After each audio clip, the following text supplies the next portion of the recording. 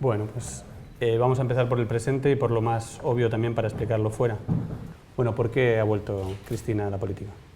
Nunca me fui de la política. Porque vuelve a intentar a presentarse. En realidad nunca me fui de la política. Si vos estabas acreditado en Buenos Aires el 9 de diciembre, cuando hablé por última vez en la Plaza de Mayo en mi despedida, dije que lo que siempre iba a ser y seguir siendo era militante, así que nunca me fui, siempre estuve. ¿Pero por qué este intento? ¿Por qué se presenta? Porque la candidatura. ¿Por qué la candidatura? Bueno, porque... no fue una decisión personal, fue una decisión colectiva que tomamos un conjunto de personas, el peronismo de la provincia de Buenos Aires, otros partidos políticos, precisamente porque entendíamos que había una representación política vacante y había que poner un límite y un freno al gobierno, a lo que venía haciendo y al ajuste. Esta fue la razón. Si vos me decís que hubiera preferido por allí no tener que presentarme de senadora, hubiera preferido que por allí algún otro dirigente hubiera podido reunir esa representación y poder llevar adelante lo que estamos haciendo desde Unidad Ciudadana. Pero bueno, las cosas... En realidad, en política nunca hice lo que yo quería, siempre hice lo que debía. Y en esta ocasión es lo mismo, hice lo que debía. No había nadie, digamos. Bueno, los hechos demuestran... Me parece que estamos hablando después del 13 de agosto. Y entonces, después del 13 de agosto, me parece que las cosas quedan un poco más claras, ¿no? ¿Cómo está Argentina y cómo estaría si estuviera ahora usted en el poder? Dos preguntas. ¿Cómo está? Y yo creo que no está bien Argentina, no están bien los argentinos. Por lo pronto estamos con un nivel de endeudamiento vertiginoso. Si hubo algo importante durante nuestra gestión como gobierno fue precisamente haber sacado al país del default y haber llevado a la Argentina a un nivel de desendeudamiento inédito desde 1976, en un mundo donde todas las economías, en Europa mismo, las características hoy en Europa son países con alto nivel de endeudamiento. España misma tiene un alto nivel de endeudamiento respecto de su PBI, Grecia, Italia, Portugal. Realmente nosotros terminamos el 9 de diciembre con un nivel de endeudamiento en moneda extranjera, en bonos, en manos de tenedores privados, nacionales o extranjeros, del 13%, un nivel súper bajo. Hoy tenemos un nivel de endeudamiento feroz, a punto tal de que los servicios de la deuda se están pagando un 90% más de lo que eran los servicios de la deuda en el 2015, y eso que en el 2015 fue un año de perfil de vencimientos importantes, ¿no? Ha crecido mucho el nivel de desempleo, sobre todo en determinados lugares. El conurbano bonaerense ha vuelto a tener 2 dígitos de desempleo. El poder adquisitivo de los salarios, de las jubilaciones, de la UH se ha derrumbado, la inflación ha crecido exponencialmente, el déficit fiscal también, ahora también tenemos déficit comercial, con lo cual la situación macroeconómica de endeudamiento, de valorización financiera a través de la especulación con las LEVAX, donde vos sabés que tenemos 1 billón de LEVAX emitidas, una suerte de carry trade o bicicleta financiera que torna insostenible el modelo de seguir así. Caída de las exportaciones, caída de la recaudación. ¿Y cómo estaría Argentina si estuviera me parece que yo no te puedo decir cómo estaría. Te puedo decir cómo estaba el 9 de diciembre. Te puedo decir que al 9 de diciembre íbamos con 2 números fundamentales, que para mí es deuda y nivel de empleo. Te vuelvo a repetir, 13% en un nivel de desendeudamiento como nunca habíamos tenido después de haber recibido el país en el 2003 con un default muy importante. No te olvides que cuando Néstor asume como presidente, la Argentina había defaulteado su deuda y debía el 150 de su PBI. Terminamos con eso que te digo recién. Y finalmente también con un desempleo del 5.9, que fue uno de los desempleos más bajos, uno de los niveles más bajos de las últimas décadas. Así que no te puedo decir cómo estaría yo ahora, porque sería una hipótesis incomprobable. Sí es comprobable como estaba al 9 de diciembre. Y si estaba tan bien o mucho mejor que ahora, ¿por qué los argentinos no optaron por ustedes? ¿Por qué echaron, digamos, a su grupo político? No, nadie echó a nadie. Bueno, dígalo usted como quiera, no hay problema. No, es un término feo, nadie echó. Bueno, perdieron. ¿Por qué perdieron? Dejémoslo ahí. Bueno, me parece que 12 años y medio de gobierno, y además lo que fue un desgaste natural del gobierno, más todo un aparato mediático. Esto vas a coincidir conmigo en que pocas veces ha habido un ataque mediático a un gobierno como el que sufrieron nuestras gestiones, fundamentalmente mis 2 gestiones de gobierno. No fui yo la que acuñó el término periodismo de guerra, fue un colega tuyo. Y además de eso, creo que también el gobierno actual, entonces candidato a ser presidente, pivoteó sobre promesas absolutamente incumplidas. Dijo que nadie iba a pagar impuestos a las ganancias, dijo que el problema de la inflación se iba a resolver, dijo que no iba a haber devaluación, dijo que no iba a haber tarifazo, dijo que se iban a mejorar las cosas que estaban mal y se iban a dejar todas las que estaban bien, dijo que nadie iba a perder lo que tenía, sino al contrario, iba a estar mucho más. Si uno puede mirar de vuelta el debate de los 2 candidatos, bueno, verá y ver, ya que te gusta tanto confrontarlos con esta realidad, si vos ves las promesas y la realidad de la Argentina de hoy, no tiene absolutamente nada que ver. Así todo, se perdieron por 700.000 votos. Pagaban impuestos a las ganancias en ese momento en la Argentina 1.100.000 trabajadores en relación de dependencia aproximadamente. Hoy pagan impuestos a las ganancias más de 1.700.000 trabajadores y por cifras más altas. Lo que te digo, evidentemente si alguien dice cosas en donde promete una vida mejor, más feliz, es probable que gane. El problema es que esto no se ha verificado. Con lo cual, yo respeto el resultado de las elecciones absolutamente, porque soy una persona democrática, respeto la voluntad popular, pero no puedo dejar de decir que a la gente le han mentido, no le dijeron lo que iban a hacer. Y si le mintieron, ¿por qué 2 años después una parte muy importante de esa gente mantiene su apoyo al gobierno le ha ido es más o menos mejor de lo esperado en las elecciones? La parte que lo apoya la parte que lo apoya es más o menos la parte que lo votó en la primera vuelta, 34%. Estamos hablando de un 51% en el balotaje a un 34%. Pero si les engañó, ¿por qué le siguen votando? Porque yo creo que hay un componente de blindaje mediático muy importante en todo esto. Evidentemente hay, por parte de todo lo que es la corporación mediática, un blindaje acerca de las cosas que pasan. Vos no vas a ver noticias de lo que salvo puntualmente algún medio alternativo o medios chicos donde se dice lo que está pasando con respecto a tarifas y demás, y porque hay una parte de la población que espera que las cosas mejoren. Esto es objetivo y no puede desconocerse, pero con estas variables macroeconómicas el futuro no es bueno. El endeudamiento es muy grande, Carlos, muy grande, y es insustentable, además, en un país donde aumenta el desempleo, donde tenés una apertura indiscriminada de las importaciones, donde cada vez se cierran más industrias y comercios, donde se pierden puestos de trabajo, donde se anuncian tarifazos que se difieren inclusive para después de las elecciones. Las tarifas de gas se difirieron en 4 cuotas para después de las elecciones, o sea, pasamos de una Argentina donde se compraba en cuotas el televisor o la heladera a una Argentina en donde pagás en cuotas el servicio del gas, por ejemplo. Entonces, hoy se ha anunciado la desregulación total en materia de combustibles, lo que por una parte se dice, bueno, puede ser que entonces puedan bajar el combustible porque va a estar a precio internacional.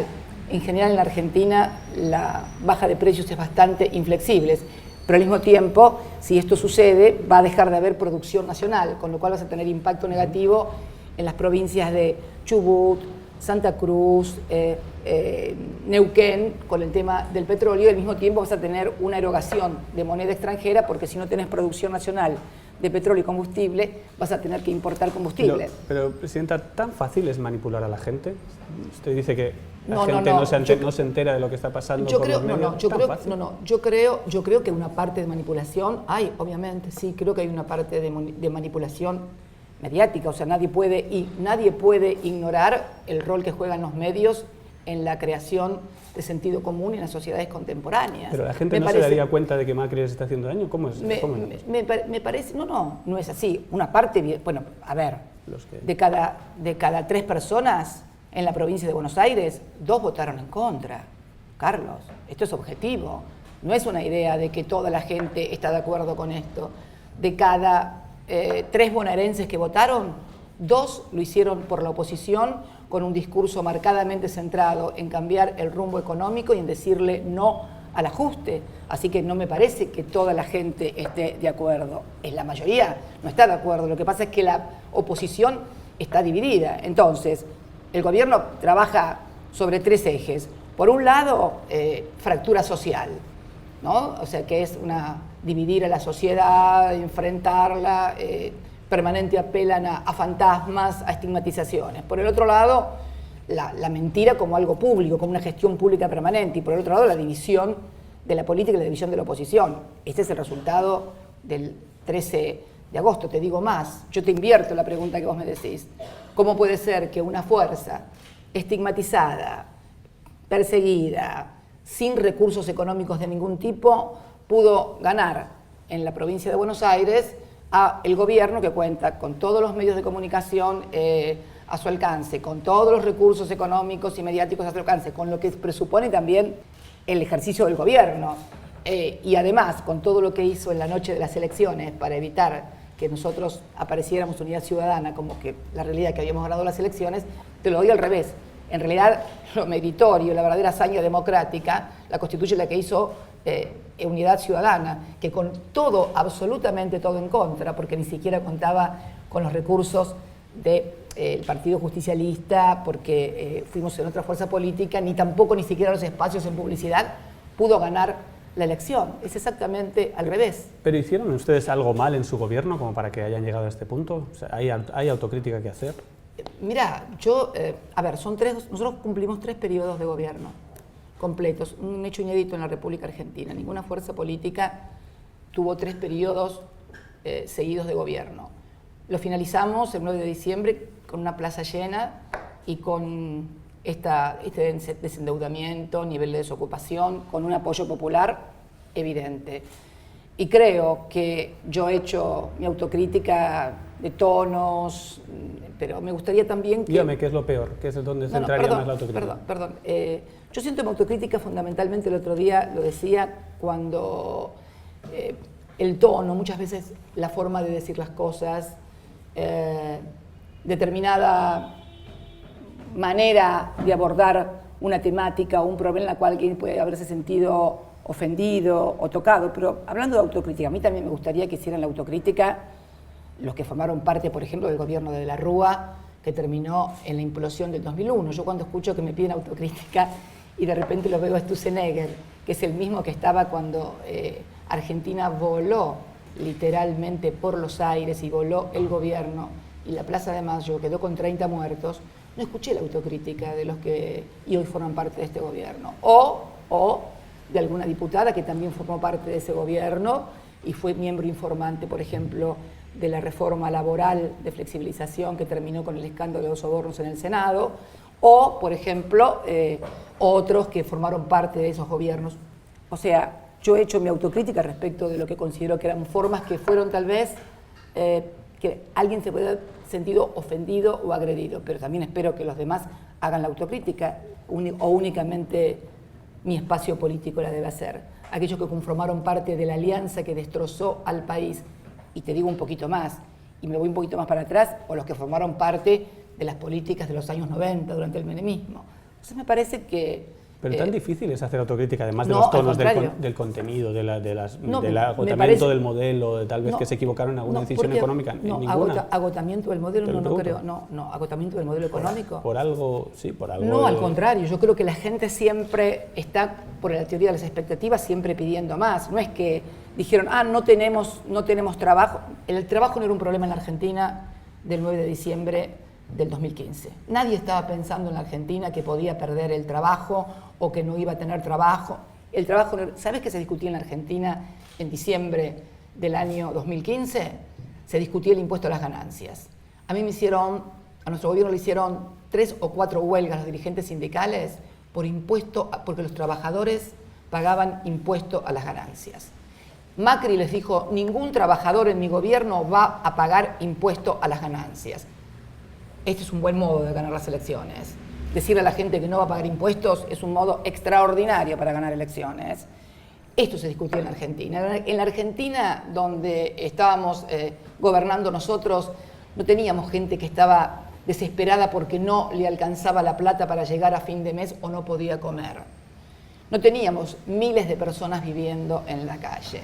No había gente pensando no voy a poder pagar la tarifa de la luz y del gas o me van a cortar la luz o el gas, ni tampoco había personas que estaban pensando que se iban a morir porque no tenían la plata para los remedios. Los enfermos de HIV en nuestro país, cuando éramos gobierno, tenían sus remedios. Los enfermos oncológicos también tenían sus remedios. La gente discapacitada tenía sus pensiones. Si vivíamos en un paraíso, no vivíamos en el paraíso, porque el paraíso está arriba, o en Disney World. Pero las condiciones objetivas de capacidad, de nivel de vida y calidad de vida, eran mucho mejores que las de ahora. Y vos me decís, y bueno, ¿y por qué la gente no los votó? Y porque la gente siempre espera algo más. Y está bien que espere siempre algo más. Porque, a ver, hubo un señor que ganó un premio Nobel con la teoría de las expectativas, no te lo voy a venir a explicar yo ahora, pero ese señor que ganó el premio Nobel con la teoría de las expectativas sabía que la sociedad siempre, cuando sube un escalón, y es natural que esto sea así, las expectativas son siempre subir un escalón más y mejorar más.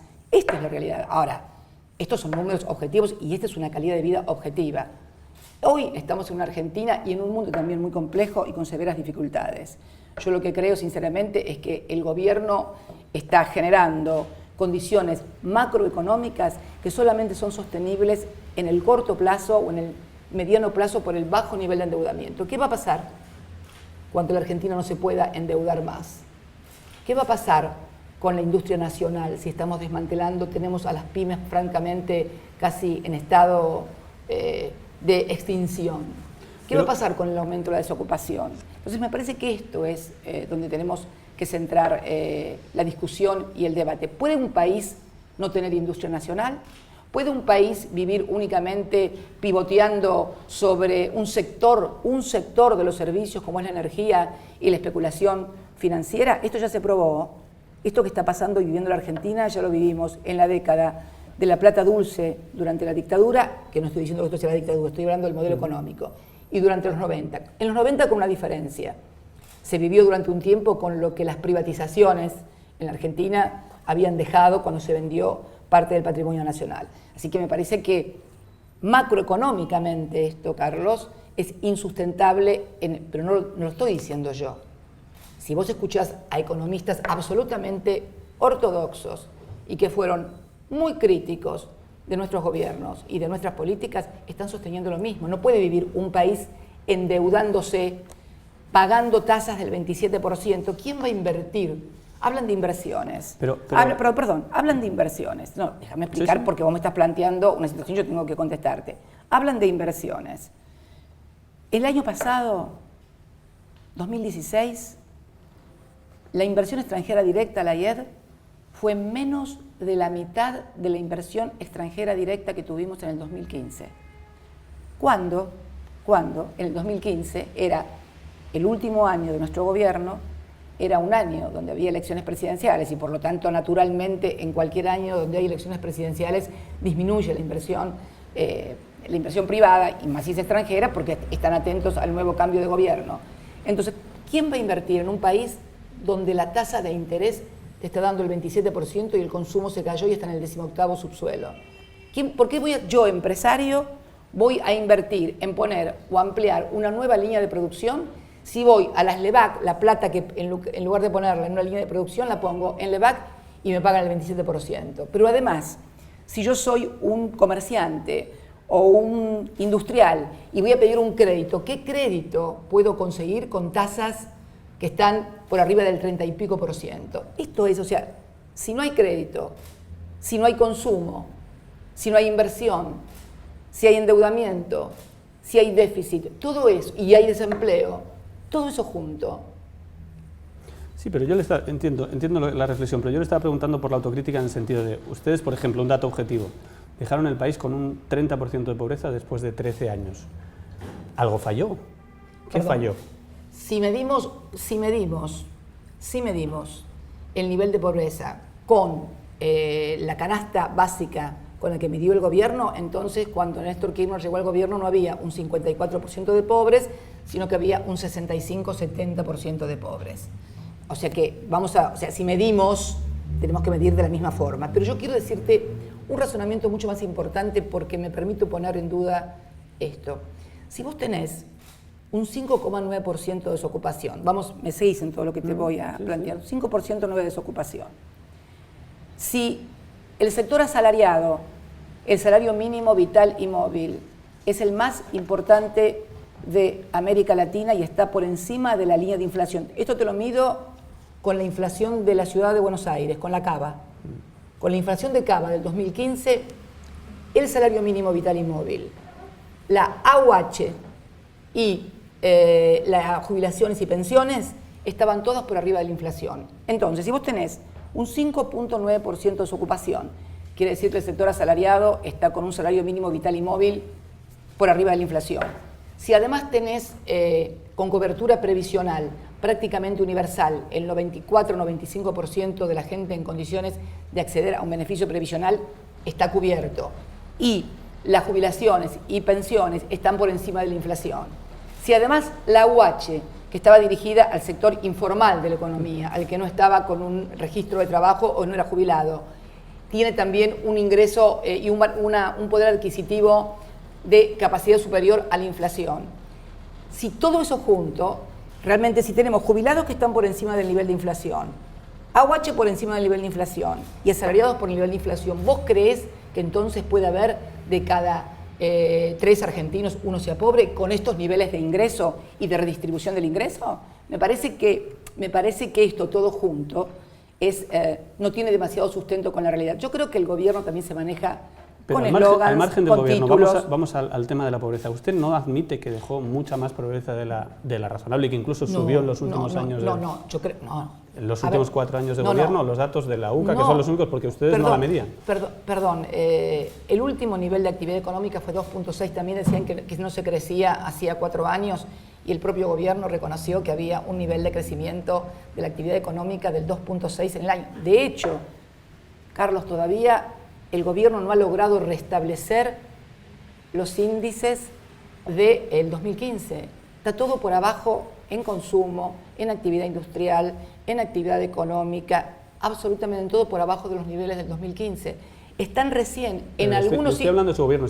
Los datos dicen que aumentó la pobreza con Macri, eso no está en discusión. No, pero ¿vos querés que yo diga que no había pobres? Sí, claro, pero nunca... Que después de años de bonanza, después de mucho crecimiento, no fue el gran problema no es el gran problema para usted el nivel de pobreza que dejó.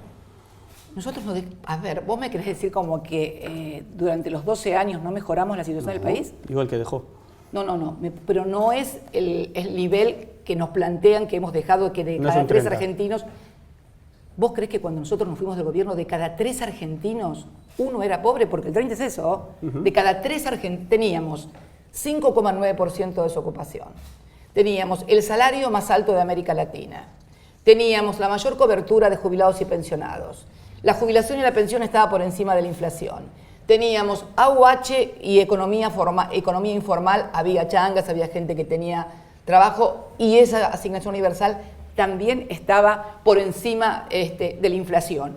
Y con todo eso, más todos los programas políticos de inclusión, con tarifas que permitían el acceso a los servicios públicos por parte de toda la población, con programas como remedios oncológicos, remedios para los jubilados, con programas que eran salario indirecto. Evidentemente los subsidios a las tarifas públicas son también salario indirecto. Con todo eso, de cada 3 argentinos uno era pobre. Bueno, si de cada 3 argentinos con ese nivel uno era pobre, te digo entonces hoy que de cada 3 argentinos, 2,5 son pobres. Si con ese gobierno, con ese nivel de ingresos, con ese nivel de tarifas, con ese nivel de programas sociales, 1 de cada 3 argentinos era pobre, yo te digo que entonces hoy, con estas tarifas de luz, gas, agua, con esta inflación, con este nivel de desocupación, con este nivel de pérdida del poder adquisitivo, con este nivel de endeudamiento, yo te digo entonces que cada 3 argentinos, 2,5 o 2,80 son pobres. ¿Hay riesgo de estallido social ahora mismo en esta situación? No, No, ¿por qué no? No creo que... Porque no, si la situación es tan inquietante. No. Pregunto. No. Vos me cambiás las palabras. Vos me estás diciendo... Las palabras son suyas. No, lo comparo con lo que vos me estás diciendo, el tema de de 1 de cada 3 y 2 de cada 8. No, creo que la situación... Y ¿vos no recorres la ciudad de Buenos Aires? Decime, vos sos un corresponsal extranjero también. ¿Vos no ves que hay mucha más gente durmiendo en la calle, por ejemplo, en Capital Federal? No, pero yo hago las preguntas. Yo yo le pregunto a usted que tiene un conocimiento mucho mayor que el mío pero yo de la realidad social, si cree que puede haber un estallido. No, si vos crees el título que yo te diga va a haber un estallido social, no. Lo que digo es si todo esto, ¿hasta dónde puede llegar? Yo te digo, esto llega a un nivel donde evidentemente, no lo estoy diciendo yo, el problema de las tarifas, el problema del desempleo, el problema de la distribución del empleo, el problema del endeudamiento, el problema de la especulación financiera, son datos, no lo digo yo, son datos objetivos de la realidad y fácilmente verificables. Me cuesta creer que en un país con este escenario de tarifas, de liberación de los combustibles, de gente que pierde el trabajo, de gente que ya no tiene más remedios, de gente que ya no percibe más pensiones por discapacidad, me digan que hay menos pobreza que antes. Me parece que tiene que haber muchísima, pero muchísima más pobreza que antes. Entonces, si de cada 3 uno era pobre, digo hoy, de cada 3, por lo menos 2,80 deben ser pobres. Usted fue una de las mujeres más poderosas del mundo, podemos decir, ganó con el 50%.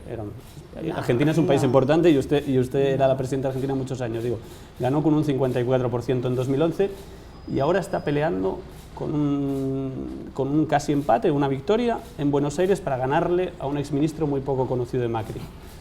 No es poco para alguien como Cristina. No, pero si lo me dicen en términos, pareciera que fue una sociedad anónima, Cristina. Yo no soy una sociedad anónima. Bueno, pero usted fue una... Primero, vamos a hacer algunas precisiones. En el enunciado dijiste una de las mujeres más poderosas del mundo. La verdad que me parece un gran disparate lo que acabas de decir. Bueno, pues digamos de América. Digamos de América. No es importante no, eso. Ni de América tampoco. Fue muy poderosa. A ver, no, es mira. discutible. Hoy en el mundo contemporáneo, no solamente en la Argentina, en el mundo contemporáneo, un presidente electo en términos de poder, ¿qué es el poder? El poder es un sistema de decisiones en las cuales alguien tiene el poder de imponer una determinada decisión o no. Y me parece que hoy el poder de los estados y fundamentalmente de los gobiernos democráticos, no solamente en la Argentina, sino en cualquier otra parte del mundo, no significa el 100% del poder ser presidente de un país. En todo caso, yo lo decía el otro día a un colega tuyo, si tengo que decir un porcentaje de poder ser presidente de la República Argentina, es un 25%. El poder de las corporaciones, el poder de los capitales nacionales, transnacionales, es muy fuerte. Y yo creo que no hay nadie que no pueda hoy tener esta realidad de ver cuál es el verdadero poder que tiene la política y la sociedad a través de sus representantes también. Creo. Bien, pero vamos... Entonces, la pregunta que me haces... Usted llegó al 54% hace no tanto tiempo en toda Argentina, ahora está peleando por ganarle a un exministro poco conocido de Macri. ¿Eso no es poco para usted? No, yo no mido la política en esos términos. Y yo no estoy para ganarle a un ministro poco conocido de Macri, sino a una política en definitiva. Y creo que esa política, a la que hemos cuestionado, porque consideramos que es un ajuste injusto, un ajuste inequitativo, y además creemos que las variables macroeconómicas van a llegar a la Argentina en el mediano plazo de vuelta a un callejón sin salida en materia de endeudamiento, y esto no lo digo yo, no es contra un ministro poco conocido de Macri, me parece que es un eufemismo o un reduccionismo hasta peyorativo, hasta con el propio pobre Bullrich, que es el ministro, tampoco estigmatizarlo, no es Bullrich la persona ni las políticas que nosotros estamos cuestionando. Estamos cuestionando lo que es el gobierno de Mauricio Macri y lo que esto significa en la República Argentina. Me parece que reducirlo a una pelea con un ministro, que lo dijiste vos, poco conocido, me parece algo injusto para con el pobre Ernesto. Pero bueno, ¿no se esperaba usted más, digamos, una persona como usted que ha llegado al 54% en este país, no se esperaba? No, porque... Más no, porque sé, que ganar en Buenos Aires. No, porque sé las condiciones adversas en las cuales voy. Yo soy una militante política y sé las condiciones en que uno va a dar una batalla, en el que uno va a dar una pelea. Advierto las condiciones adversas. Esto es muy claro, o sea, no soy tan necia ¿O vos pensabas que yo pensaba que iba a sacar de vuelta el 54%? Ni vos lo pensabas, ni yo lo pensaba, porque la realidad... Las encuestas daban que podía ganar ampliamente, ganó por muy poco. Yo nunca no sé si está usted frustrada, es lo que me quiero preguntar. En principio, las encuestas hablaban de una diferencia de 3 o 4 puntos, que no me parece ninguna diferencia del otro mundo, y la verdad que yo tampoco nunca... ¿Vos me escuchaste alguna vez decir en algún discurso o en alguna intervención mía previo a las elecciones del 13 de agosto vamos a ganar, o estamos con 4 puntos? Yo siempre he sido muy respetuosa de la voluntad democrática y siempre he sostenido que las elecciones se ganan después de las 6 de la tarde cuando se empiezan a contar los votos y se abren las urnas. Me hubiera gustado que nos permitieran contar los votos y saber el resultado a las 12 de la noche, como siempre ha sido en todas las elecciones en las cuales me tocó ser presidenta de la República Argentina, y la oposición en este país tuvo todas las garantías electorales de transparencia electoral que nosotros ni tuvimos ni tenemos, porque esta es la otra cosa que me está preocupando también. Nosotros hemos planteado, después de lo que pasó el día 13 de agosto, una serie de peticiones que hemos hecho en base a lo que sucedió. Querer acceder al software de Indra, que es la que controla los votos, el que Gendarmería no controle más, no sea el que custodia las elecciones, poder acceder al software, el nivel de carga, que una persona que desempeñó un papel muy preponderante en esto de dilatar el conocimiento de los cómputos no esté más en el correo. Ninguno de esos requisitos ha sido respondido. Así que me parece que creo que esto es grave. Creo que lo que pasó en la noche del 13 de agosto, cuando bailaron en el escenario haciendo una misa en escena o una actuación de triunfo electoral donde todo el mundo pensó que habían ganado las elecciones, no sucedió. Así que no, si vos decís que yo me siento frustrada, en absoluto. Soy una militante política y sé en las condiciones en las que estoy dando esta pelea. ¿Y qué pasa si pierde? De total debilidad, en todo sentido. Desde un gobierno que utiliza la judicialización de la política y el cronograma electoral con cronograma judicial, desde un gobierno que controla todo el aparato mediático a punto tal que yo creo que hace unos días se puede percibir claramente en la Argentina un apagón informativo a partir del desplazamiento de un conocido periodista de un medio de comunicación, después de haber denunciado él y otro periodista desde un diario que el presidente había modificado la ley de blanqueo por decreto para que su hermano, sus amigos, pudieran blanquear plata negra, ¿no? Y entonces, a partir de esto, yo observo que hay una suerte de apagón informativo en la Argentina, porque los periodistas, en definitiva, terminan obviamente siendo gente en relación de dependencia de empresas, creo que luego terminan, en cierta manera, tal vez, autocensurándose por temor a que si dicen algo que no le gusta al gobierno, alguien levante un teléfono y diga tal periodista dijo tal cosa o que no forme parte más del gobierno. Está claro, porque está denunciado además el ahogo judicial, financiero que están sufriendo los medios alternativos que tienen una política editorial que no es la del gobierno. Entonces me parece que ignorar todas estas cosas es plantear una Argentina que no existe. Yo creo que la Argentina hay que verla en toda su dimensión y con todo lo que existe. Necesito un poquito más de brevedad, porque si no es complicado. ¿Qué pasa si pierde? ¿El kirchnerismo se debilita, se acabó, entra en decadencia? El kirchnerismo siempre lo vi como una manera de decir, bajarnos el precio a los peronistas. Yo soy peronista, no sé si sabes. Entonces no me digas que soy kirchnerista, soy peronista. Digo, su grupo me llamo político. Kirchner, pero soy peronista, toda la vida fui peronista. ¿Qué pasa si pierde? Y yo ya perdí otras veces las elecciones, no nací ganando las elecciones. Las dos primeras elecciones a las cuales me presenté, nos presentamos con Kirchner, año 83 y 85 en la provincia de Santa Cruz, las perdimos, o sea, nací perdiendo. Me parece que no es un problema si pierdo y si gano. ¿Y si gano qué? A ver, porque si pierdo, pierdo, y si gano, ¿qué? Si gano, entonces, ¿qué es? Algo maravilloso, extraordinario. Me parece que no se plantean en esos términos las elecciones. Me parece que hay que ver el conjunto y ver cómo queda el escenario, la fotografía y fundamentalmente lo que sucede en la República Argentina. Nosotros también se perdieron las elecciones en el año 2009 y se perdieron las elecciones en el año 2013. Me parece que es una elección de medio término y me parece fundamentalmente que la lectura es que la mayoría no está de acuerdo con esta política económica. Claramente.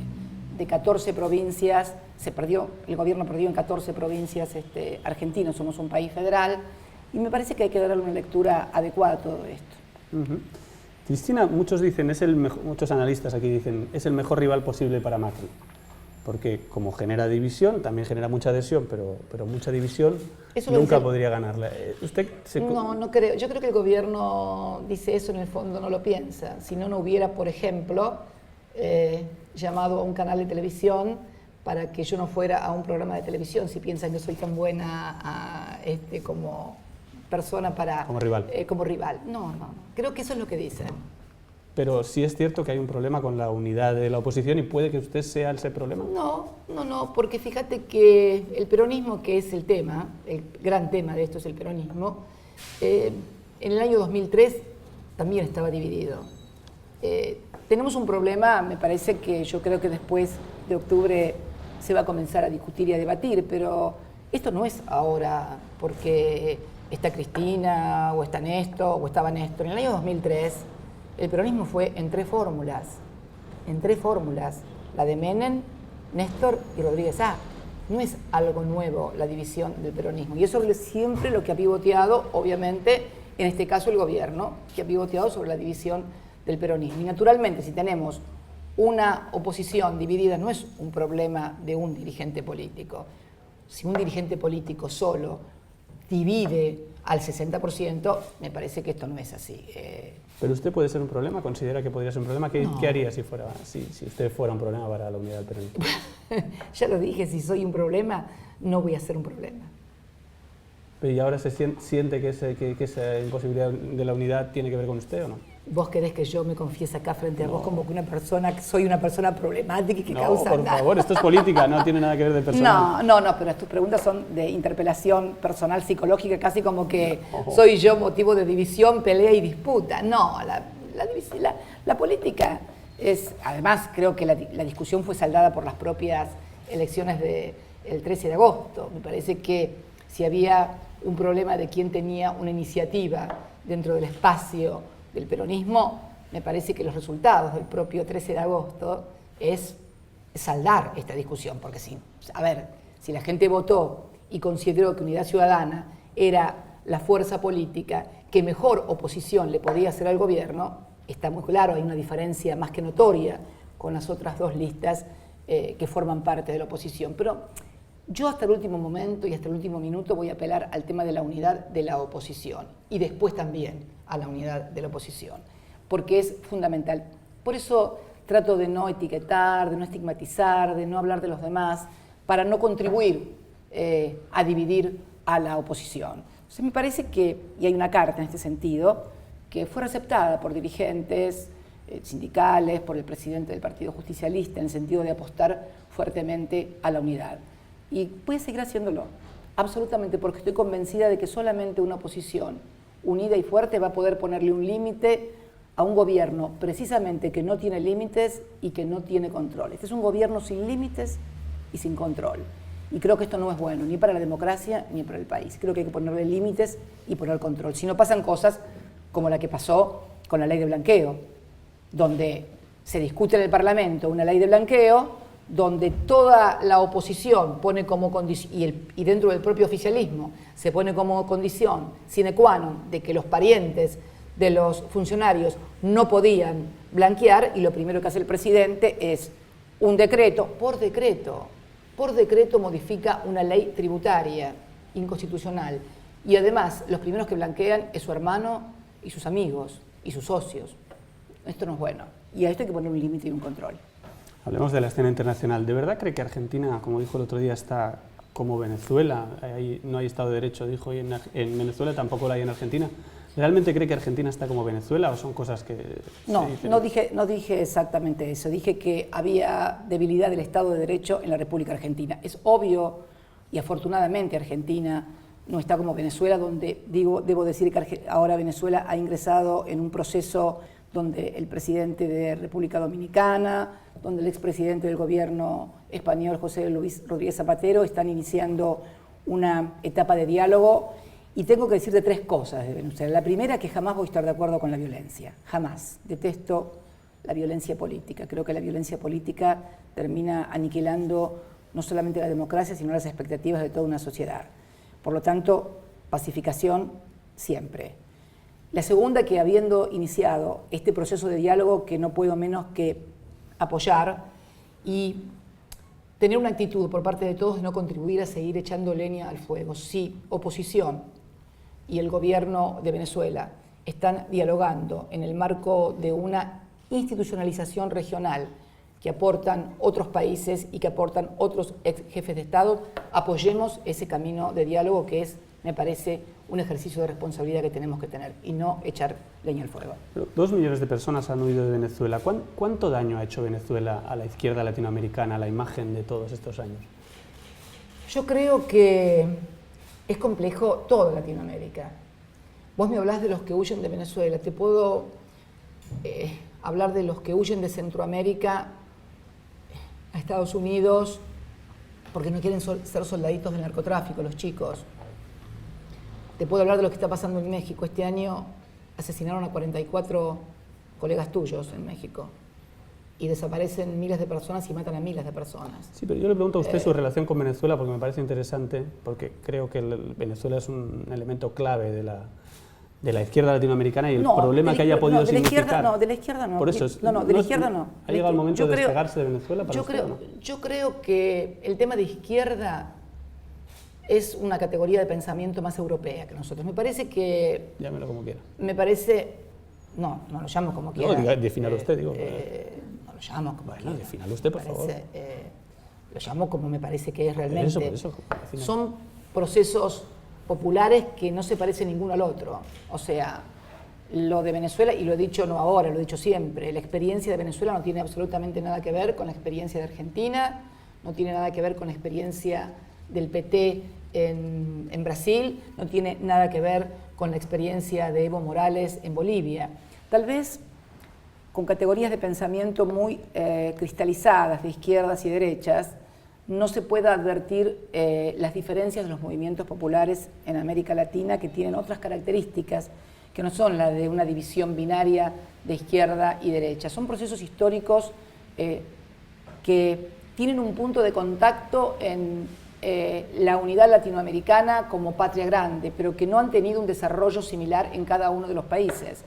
Y esto es muy claro, me parece. Y entonces creo que asimilar como una regla general que lo que pasa en un país es aplicable en otros, podríamos decir, por ejemplo, entonces, con este mismo criterio, que lo que pasó en Alemania en las últimas elecciones, donde la canciller Angela Merkel tiene el 33%, y los nazis, no un partido de derecha, los nazis llegan al Parlamento, al Bundestag, con 94, podemos decirlo, qué fracaso la Unión Europea, los nazis de vuelta en el Parlamento.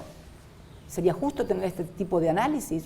Y Alemania, nada menos que Alemania, que es la que sostiene, es el corazón, es el alma de la Unión Europea. Sin embargo, la canciller, que recibió a 1,5 millones de refugiados en un gesto solidario, llega a elecciones con el 33% de los votos. 33% de los votos.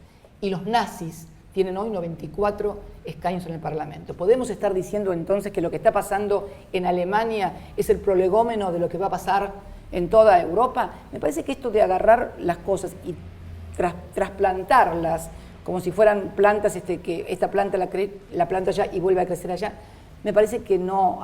Creo que hay que meterse en cada proceso histórico. Por eso le pregunto a usted, en este proceso histórico, lo que está haciendo Venezuela, ¿qué le parece? ¿Cree que ha llegado el momento de condenarlo, de despegarse de esa vinculación? No, te dije lo que pienso anteriormente. Me parece que llegó el momento de apoyar el diálogo que están llevando adelante República Dominicana, el gobierno español, y que se han comprometido todos en hacer un diálogo, porque lo que hay que parar es la violencia. Esto es fundamental, parar la violencia. Entonces creo que todos tenemos que estar comprometidos en ir a apoyar ese diálogo. Pero no nos acostumbremos a querer extrapolar lo que pasa en Venezuela con lo que pasa en otros países. Me parece que, y hablando de esto, ¿no? Hablando de esta cosa que muchas veces extrapolamos o no tenemos el mismo parámetro.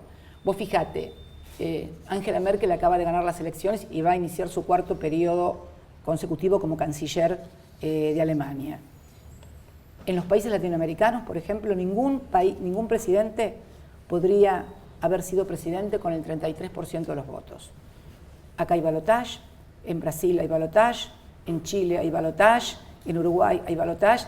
Sin embargo, en un país de la Unión Europea y nada menos que Alemania, podés llegar al gobierno y hacer nuevamente gobierno por 4º periodo consecutivo con el 33% de los votos. Esto va a obligar obviamente a la canciller a hacer sus alianzas normales en un gobierno parlamentario, pero podríamos etiquetar y decir entonces que hay un continuismo en el poder y que apenas tiene el 33% de los votos y se perpetúa en el poder. No, son sistemas. Me parece que tenemos que tener una visión un poco más amplia. Yo siento muchas veces, sinceramente, como que por ahí encasillan a los procesos latinoamericanos a partir de etiquetas o análisis que no tienen que ver con la realidad y con la historia de nuestras sociedades. Es una impresión, pero yo estoy equivocada.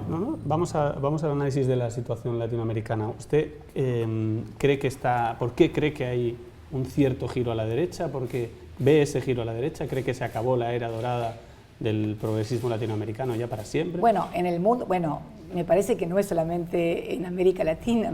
Trump es presidente de los Estados Unidos y lo que acaba de pasar... Fue usted protagonista, sí, hará un análisis. En Alemania, o sea que creo que hay un modelo que se ha impuesto, modelo político, a partir de la caída del muro de Berlín, que ha sido el neoliberalismo, ¿no? Entonces creo que esto ha creado un sentido común, pero también creo, como lo decía el otro día Naciones Unidas, esto lo dijo la UNTAD de Naciones Unidas, que sostuvo que es necesario terminar con los programas de ajuste y austeridad y comenzar con programas de inversión y desarrollo, porque el mundo cruje, Carlos, el mundo está crujiendo.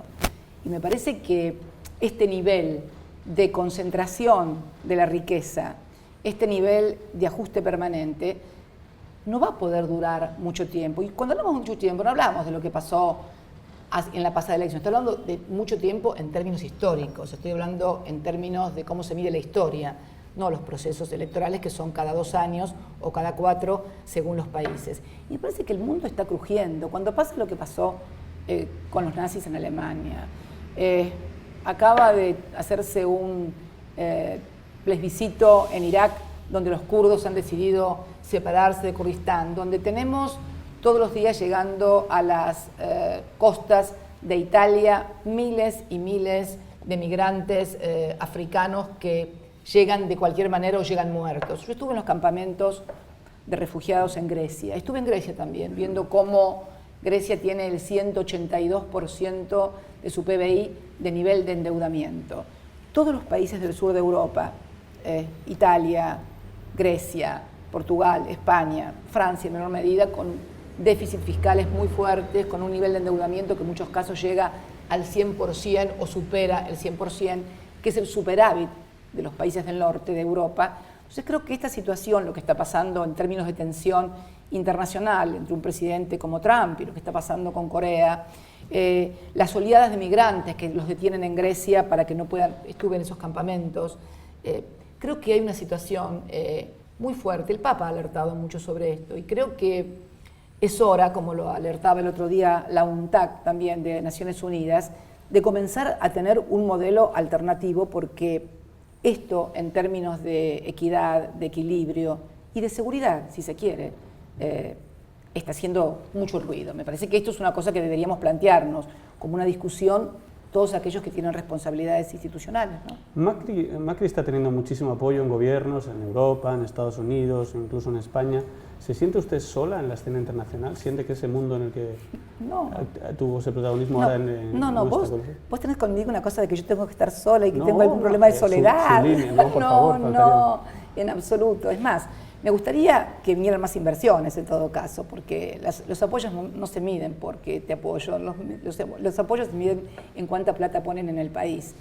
Y Angela Merkel, cuando estuvo en el país, dijo que aquí, de visita, dijo que iban a esperar a que también invirtieran los empresarios argentinos para después invertir ellos. Lo hecho es que Me parece que más que el apoyo de los países, lo que se necesita es inversión. ¿Por qué cree que le aplauden tanto? Han venido presidentes que antes no venían. ¿Por qué cree que tiene tanto apoyo internacional?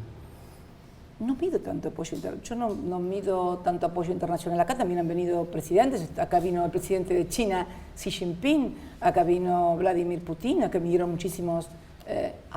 Bueno, pero había un cambio de alianzas, evidentemente. Xi Jinping es el presidente nada menos que la República Popular de China. Yo creo que nadie puede ignorar el peso específico de China en el mundo. De Rusia exactamente lo mismo. Fuimos visitados con diferencia, en el año que yo terminé mi mandato, fuimos visitados por ambos con una diferencia de 1 mes y medio, 2 meses cada uno. No, yo creo que las alianzas que ha hecho Macri con Estados Unidos muy bien no le ha ido. Vino el vicepresidente de Estados Unidos, Mike Pence, y al otro día nos cerraron la importación de biocombustibles en Estados Unidos. Los limones, que eran apenas 50 millones de dólares de exportaciones, no sé si todavía han podido ingresar. Mientras tanto nos mandan todos los porcinos que producen estragos en los productores porcinos en la República Argentina.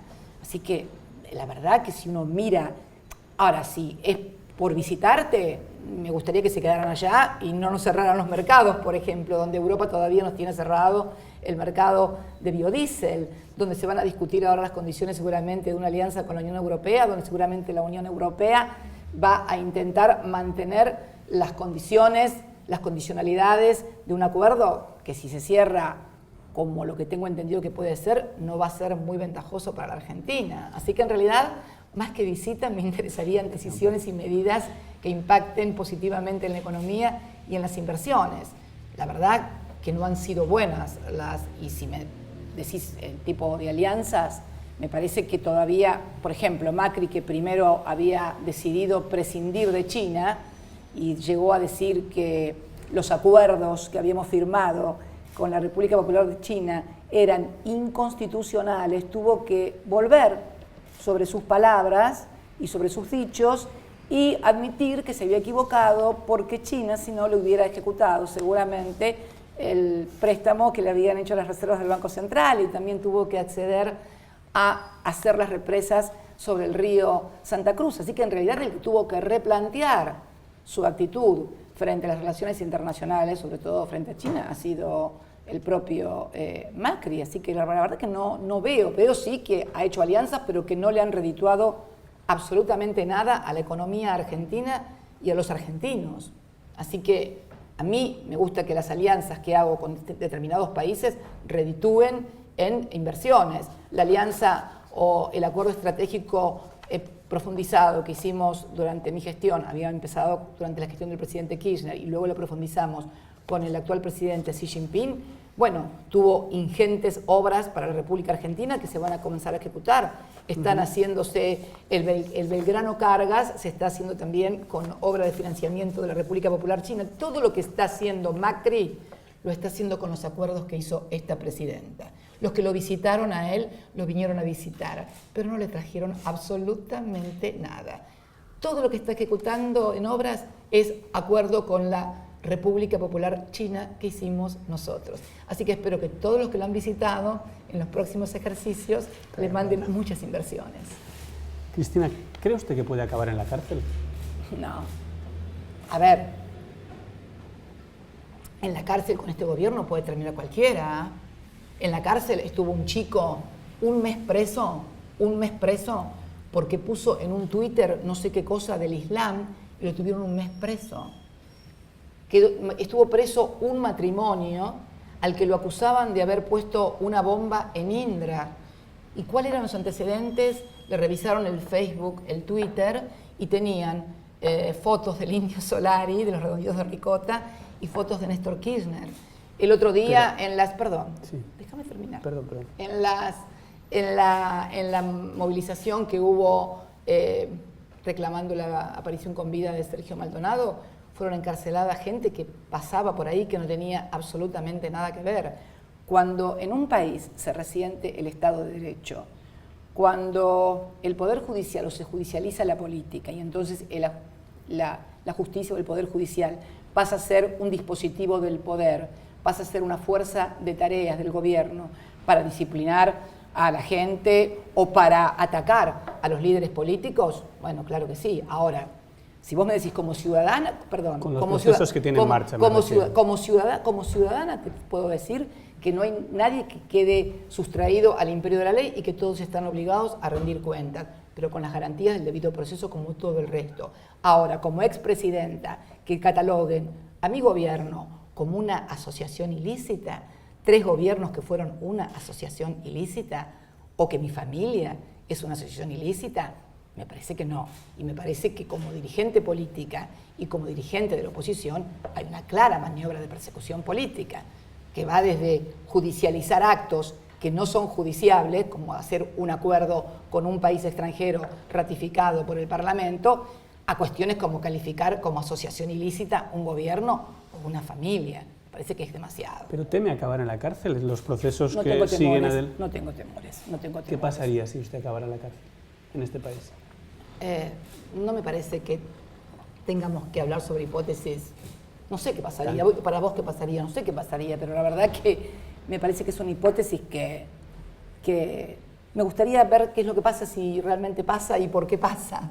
Porque realmente, con todo lo que estamos viendo, con calificar de asociación ilícita a te vuelvo a reiterar, a un gobierno de asociación ilícita, a una familia, realmente me parece que hay persecución política, sinceramente. Y creo que, bueno, que no sería, creo que lo que está pasando con Santiago, qué raro que no me preguntaste nada de Santiago Maldonado. Pues vamos a hablar ahora de Santiago Maldonado. Lo que está pasando, donde tenemos hace 50 días a una persona, o más de 50 días, una persona desaparecida luego de un operativo de una fuerza de seguridad, y todavía no sabemos absolutamente nada, y nos enteramos, como leí hoy en el diario, que por ejemplo el presidente se ha reunido a almorzar varias veces en algo realmente insólito e inaudito con el jefe de la Gendarmería. No recuerdo que ningún presidente se haya reunido a almorzar con el director de la Gendarmería. Yo he cenado con las Fuerzas Armadas una vez al año en las cenas de camaradería, ¿no? Y realmente me llamó mucho la atención leer el otro día en el diario y confirmar hoy cuando un dirigente de nuestro partido dijo que, bueno, que se ha reunido el presidente varias veces a almorzar con el director general de Gendarmería. Creo que estas cosas no son buenas para la democracia y la verdad que dan como una suerte de libertad condicional a toda la sociedad, ¿no? En la cual cualquier persona que sea considerada opositora a este gobierno o que pase cerca de una movilización o que pueda ser dirigente de la oposición o le interviene en el sindicato o persigue en el sindicato. Mira, ayer estaba leyendo que se le había prohibido hablar a una persona que en estos días se había denunciado, un sindicato que apoya al gobierno, había denunciado no sé qué cosas de maniobras en el sindicato. Bueno, la justicia, en lugar de investigar lo que pasa en ese sindicato, como es un sindicato que apoya al gobierno, le prohibió a esta persona hablar y la castiga poniéndole una multa si habla. Yo las cosas que estoy viendo en materia judicial hoy en la República Argentina no las había visto nunca. Nunca. Que un juez le diga a una persona que si habla cuando está denunciando hechos ilícitos, la van a poner una multa y le prohíben hablar de determinadas cosas, la verdad no lo había visto nunca. ¿Pero qué pasa si va a la cárcel por corrupción? Que es lo que están... No, porque, mira, estamos hablando de asociación y no estamos hablando de... Estamos hablando de figuras... Hay varios procesos. No, hay solamente pero me interesa la idea, porque creo que en Argentina se habla mucho de eso, de la posibilidad de que usted acabara en la cárcel, no es un tema menor.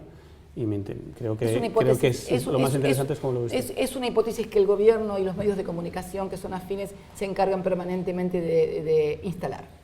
Eso es así, Carlos. ¿Sí? No, pero usted dice como que decía que puede acabar cualquiera en la cárcel, usted lo contempla, claro. En la Argentina hoy cualquiera puede estar preso con lo que está pasando en la República Argentina. Pero la verdad, si es por las causas que hay, sin lugar a dudas, no. Sin lugar a dudas, no, en absoluto. O sea, puedo dar las pruebas que se han acompañado en las causas de asociación ilícita son las leyes del presupuesto, decretos firmados por ministros, absolutamente ridículo, absolutamente ridículo. realmente es un disparate, un gran disparate. Te vuelvo a repetir que a un gobierno se lo quiera tachar de una asociación ilícita. Y además, juicios sobre cuestiones que ya estaban saldadas por la justicia con autoridad de cosa juzgada. No te voy a dar, si no, es un tema, bueno, pues como conocer los detalles de la cosa juzgada, por eso. De los procesos que por eso me interesaba lo de la cárcel y que fuimos investigados, y que fuimos sobreseídos, y se sigue investigando sobre lo que fue sobreseído y demás, claramente evidencia una persecución política. ¿Cree que hubo mucha corrupción en su gobierno? Le voy a hablar de dos casos muy concretos. El secretario de Transportes y el secretario de la Pública están en la cárcel. Eso es un hecho. No sé si con garantías o no, pero es un hecho que están en la cárcel. ¿Qué imagen da eso? ¿Cree que hay una imagen de corrupción de su gobierno que le ha podido hacer daño en las elecciones? No, creo que hay hechos de corrupción. Creo que hubo hechos de corrupción y funcionarios que cometieron hechos de corrupción. Esto es innegable y creo que estos funcionarios deben responder por esos hechos. No tengo ninguna duda. Ahora, tachar a todo un gobierno de corrupción por el hecho de determinados funcionarios que pueden haber cometido hechos de corrupción, no. Yo no creo que haya ningún gobierno en el mundo que esté exento de que tenga funcionarios que hayan cometido actos de corrupción. Ahora, en el caso que hoy estamos viviendo con el gobierno de Macri, me parece que es algo más que corrupción. Tenemos un gobierno que utiliza el Estado para favorecer los negocios y las empresas de sus familias, de sus amigos y de sus socios. El caso del Correo, el caso de Panama Papers. Panama Papers fue, luego del Brexit y luego de la elección de Trump en Estados Unidos, el tercer tema global en importancia. Provocó la caída del primer ministro de Islandia, provocó la caída del primer ministro de Pakistán, provocó la caída del ministro Soria de Industrias en España, a quien se lo veía como natural sucesor de Rajoy. Yo lo conocí a Soria cuando viajó aquí a la Argentina. Bueno, exactamente. Y él tuvo que renunciar al ministerio, tuvo que renunciar al gobierno, y Rajoy le pidió la renuncia porque figuraba en los Panama Papers. Acá, el presidente, toda su familia, funcionarios como Grindetti, actual ministro de actual intendente de Lanús, y otros aparecen en Panama Papers y acá no ha pasado absolutamente nada. Es más, el consorcio de periodistas, tus colegas alemanes que trabajaron en los Panama Papers, dijeron que les llamaba la atención dos cosas. Primero, que los periodistas argentinos, cuando estaban investigando los Panama Papers, desesperadamente estaban buscando que aparecieran cuentas o sociedades de los K, y no apareció ninguna, por una razón muy sencilla, porque no estaban. Y en segundo término, luego, les llamó la atención en cómo los medios de comunicación en la Argentina habían tratado el tema de Panama Papers. ¿Y sabéis qué dijeron ese consorcio? Dijo que si hubiera sucedido esto en el gobierno de Kirchner y hubiera sido, se hubieran descubierto los Panama Papers y en los Panama Papers hubieran estado miembros del kirchnerismo, del gobierno, hubiera sido un escándalo. Entonces, creo que hubo hechos de corrupción, pero también creo que los que han blanqueado plata negra son los de este gobierno. Yo no blanqueé plata negra. El que blanqueó plata negra fue el hermano del presidente. Y 35 millones de dólares blanqueó. Y lo blanqueó después de que su hermano sacó un decreto para que lo hiciera. Y su amigo del alma, el que acaba de ganar la licitación por 500 millones de dólares en energía, también blanqueó 35 millones de dólares, plata negra, y contratista del Estado, amigo del alma del presidente. Y Midland, dueño de Edesur y dueño de Central Norte, los que le cobran las tarifas a la asociación contratistas del Estado, con plata negra. Y Midland, también amigo del presidente, blanqueó 44 millones de dólares, también plata negra. Entonces creo que también este gobierno ha tomado al Estado como plataforma para beneficiar a sus empresas familiares, como en el caso del Correo, que fue un escándalo, donde se intentó condonar 70.000 millones de pesos de deuda, donde además se terminó teniendo que renunciar el procurador del Tesoro porque no había querido firmar un dictamen acorde a lo que se le demandaba. Entonces me parece que estos ya no son solamente funcionarios que cometen hechos de corrupción o actos de corrupción. Me parece que es el Estado el que ha decidido tomar decisiones en la plataforma estatal para beneficiar a determinadas empresas, que además son las del grupo familiar, o la del grupo de los amigos, o la del grupo de los socios. Me parece que esto también es... ¿Cuánto daño cree que le ha hecho esta idea de la corrupción extendida en su gobierno? Y le pregunto por un detalle, que es muy llamativo, que a todo el mundo, bueno, que en el extranjero desde luego descoloca. ¿Por qué su hija tenía 5 millones de dólares en efectivo? No, perdón. Mi hija no tenía 5 millones de dólares en efectivo. Cuando nosotros, vos no sé si te acordás cuando fue en el año 2012, nosotros teníamos 3 millones de dólares y medio depositados en las cuentas, en nuestras cuentas y en nuestras declaraciones juradas aquí en la Argentina. Pues era ya en el 2012 corresponsal. No, bueno, déjame que te cuente porque, sí. Porque mi hija tenía esta cifra. Sí, claro. Nosotros teníamos 3 millones y medio de dólares en depósitos en plazo fijo y también teníamos otros plazos fijos porque teníamos ese dinero porque siempre nos hemos dedicado, antes de ser gobierno, teníamos plazos fijos y no es que llegamos al gobierno y de repente nos apareció dinero. Esto Pero no ¿por fue... qué no lo explica para que la gente lo conozca de dónde viene la fortuna de los Kirchner? Bien, mira, hay una nota en el diario La Nación, el 18 de mayo del 2003, una semana antes de que Kirchner ganara las elecciones, donde explica en palabras de La Nación que la familia Kirchner era una familia que tenía fortuna personal porque habían tenido un estudio jurídico que habían trabajado muchísimo y muy bien, que antes de que Néstor Kirchner fuera intendente, teníamos más de 23 propiedades. Esto es de La Nación.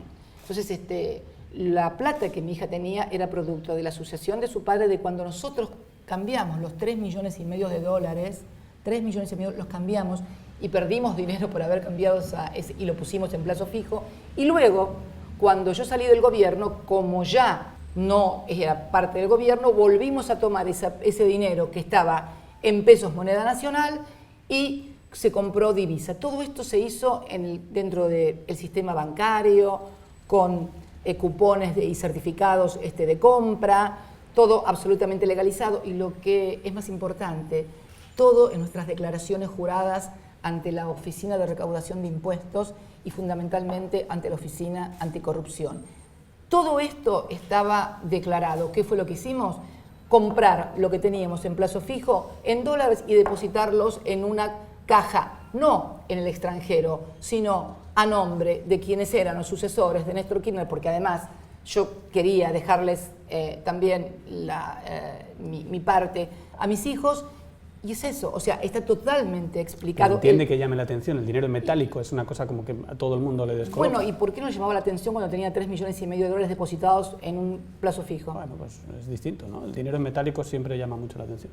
Sí, bueno, pero claro, esto obviamente, pero llama la atención en tanto y en cuanto no puedas explicar de dónde viene. Si se puede explicar y está comprobado todo el hilo a través de las declaraciones juradas, a través de la oficina recaudadora de impuestos en la que pagabas impuestos y a través de la sucesión, que también está en trámite, todo esto está en expedientes judiciales.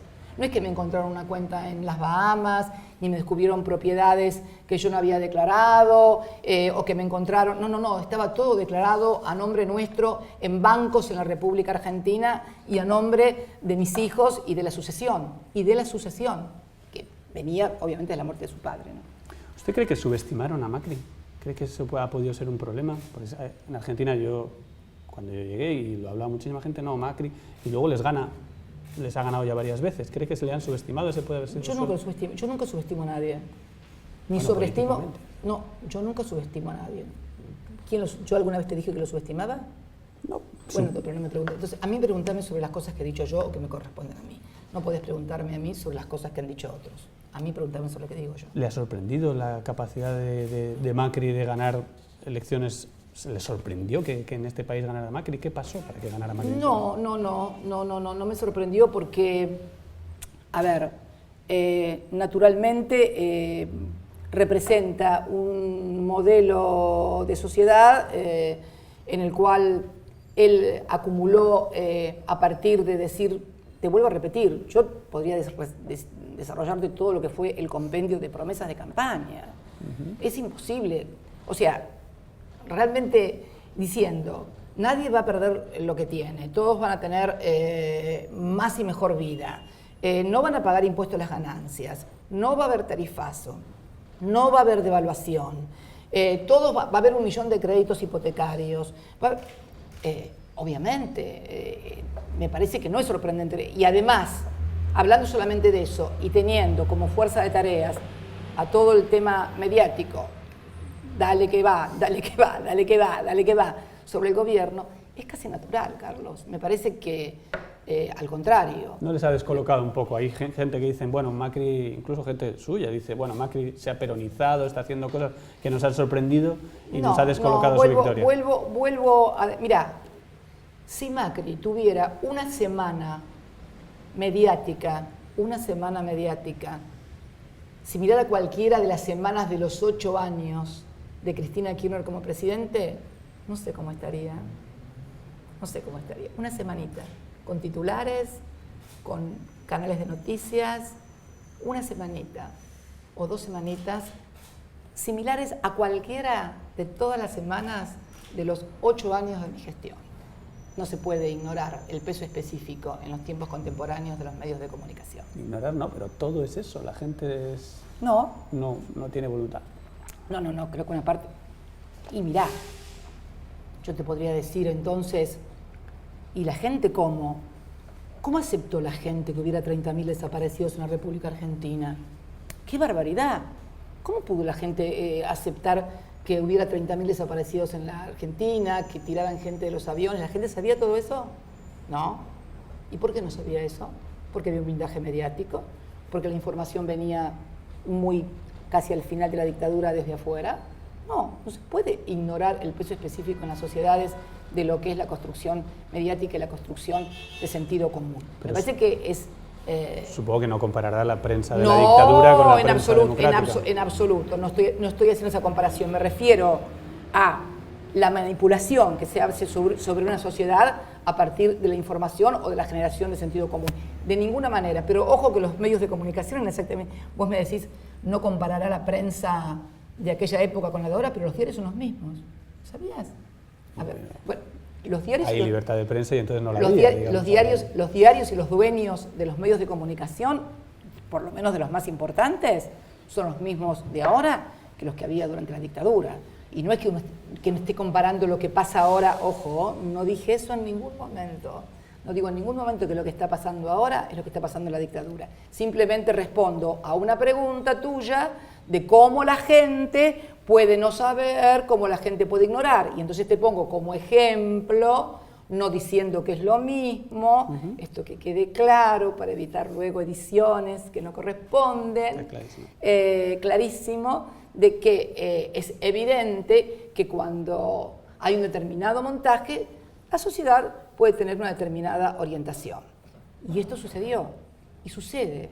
Me parece que es imposible desconocerlo. Si vos estás machacando todo el día desde los medios de comunicación sobre mentiras, además, porque en realidad se manipula, se dice que, por ejemplo, está mejorando la situación económica y vemos cada vez gente con problemas de despidos. El otro día estaba en Lomas de Zamora, el mismo día que fui a una reunión con los jubilados, habían despedido 140 personas en Esteban Echeverría, 112 personas en Esteban Echeverría, 140 personas en La Matanza, se siguen cerrando comercios, sigue cayendo el nivel de consumo fundamentalmente de los bienes no durables, que es donde se puede medir el consumo popular, el poder adquisitivo sigue bajo, los precios siguen aumentando, las tasas de interés siguen subiendo, el proceso de especulación sigue, el endeudamiento también.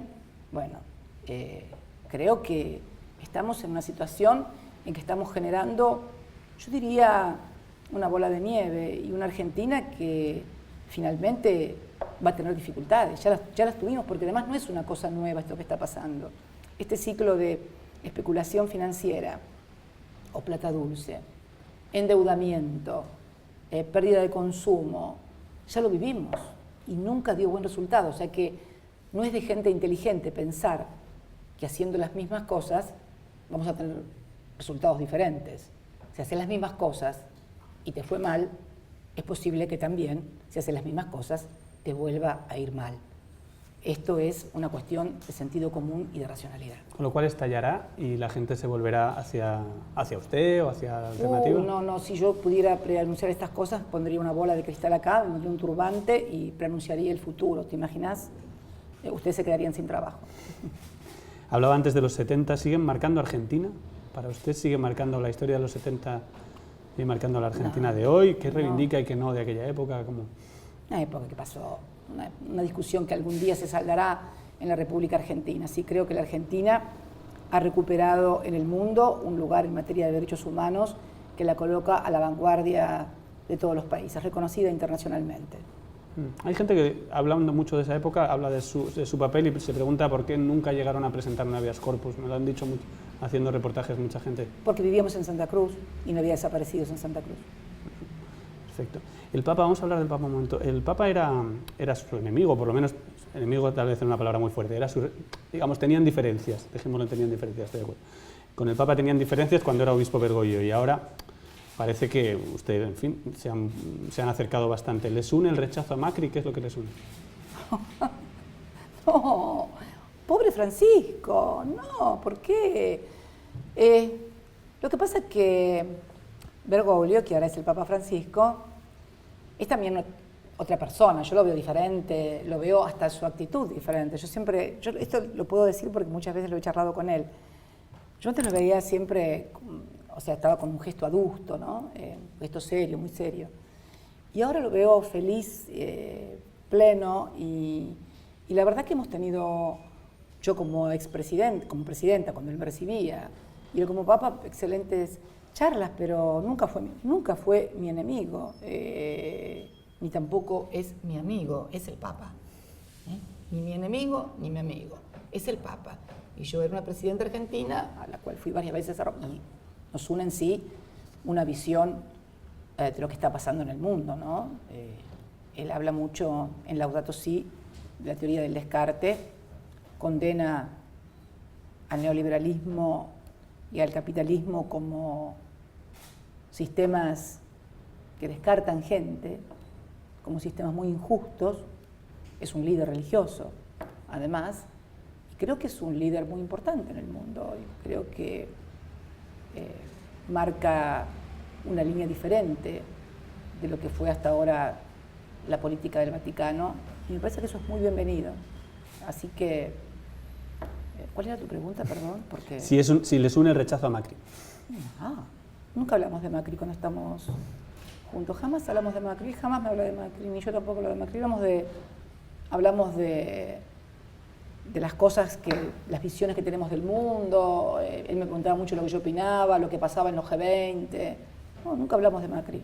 Es que hay quien dice, usted lo sabe, lo habrá leído, que el Papa es un verdadero líder en la sombra del peronismo, que de alguna manera es un gran referente de la oposición a Macri. Se escribe en cada cosa, ¿No le parece importante el papel del Papa en Argentina? En el mundo. Político, sí, por supuesto. No, en el mundo. No, el papel del Papa es líder religioso y espiritual en el mundo. No traten de traerlo a la... ¿Sabes qué me parece? Que lo quieren traer como al barro de la Argentina. No, por favor. El Papa no se merece. Ni la Argentina ni el Papa se merecen que lo traigan a esos barros de las políticas internas, cortas, chicas, miserables y mediocres. El Papa no es ni miserable ni mediocre, como son otros. Presidenta, ¿quién mató a Nisman? ¿Se vuelve a hablar todavía ahora? No sé, preguntáselo de la Gendarmería. Habría que hablar de la Gendarmería, porque fíjate qué curioso. La Gendarmería no puede decirnos dónde está Santiago Maldonado después de 50 días, después de un operativo donde participó ella, y parece ser que ha descubierto quiénes son los que lo mataron hace 3 años. Y bueno, habría que preguntárselo a la Gendarmería, calculo que se lo explicarán al juez. Pero se supone que nadie tiene más información en un país que un presidente, y usted era presidenta en ese momento. No, ¿Cuál es? Ya lo dije en ese momento. Yo hablé por cadena nacional, lo dije el otro día. Repetir, ya lo dije. Mira, cuando pasó un hecho que conmocionó al país, hablé por cadena nacional como corresponde que un presidente hable cuando un hecho conmociona a la sociedad. Ya di mi opinión en ese momento y la sigo manteniendo y sosteniendo. Me gustaría que Macri hiciera lo mismo con el caso de Santiago Maldonado. Un hecho que ha conmovido y conmocionado al país. Han pasado más de 50 y pico de días y lo único que sabemos es que el presidente almuerza con el director general de Gendarmería y no se ha dignado ni a llamar a la madre, ni a hablar con la familia, ni mucho menos hablar al país. Merecería el país escuchar la palabra del presidente respecto de Santiago Maldonado. En lo personal es bastante obvio, y obviamente no quiero entrar ahí, que es que hay una Cristina antes y después de la muerte de Néstor, pero en lo político que sí me interesa... Perdón, ¿cómo es eso? Obviamente, hay una Cristina antes y después de la muerte de Néstor. ¿Cómo sería esa Cristina antes y después? Digo, no sé, no lo sé. No, perdón. Vos haces afirmaciones que después no explicás. No, perdón, quiero decir que una... No, vos me dijiste, hay una Cristina antes, bueno, decime vos cuál, para mí esa Pregunto, digo, que entiendo que una situación como esa tan complicada... es trágica. No, dolorosa. Dolorosa y por tanto cambia. No. Dolorosa, no complicada. Por supuesto, muy dolorosa. No, me refería a si políticamente cree que cambió su historia, la historia de este país. ¿Hasta qué punto cree que hay un antes y un después? Es una pregunta difícil. Mi vida sí, claro, cambió sin él, mi vida cambió, obviamente, pero es una cuestión personal y también política, ¿no? Porque sí, claro que cambió. Sí, claro que cambió. Me hubiera gustado que estuviera más tiempo al lado mío, o yo al lado de él, no sé. Pero bueno, la vida es así. Y tenemos que hacer frente a la vida y las circunstancias.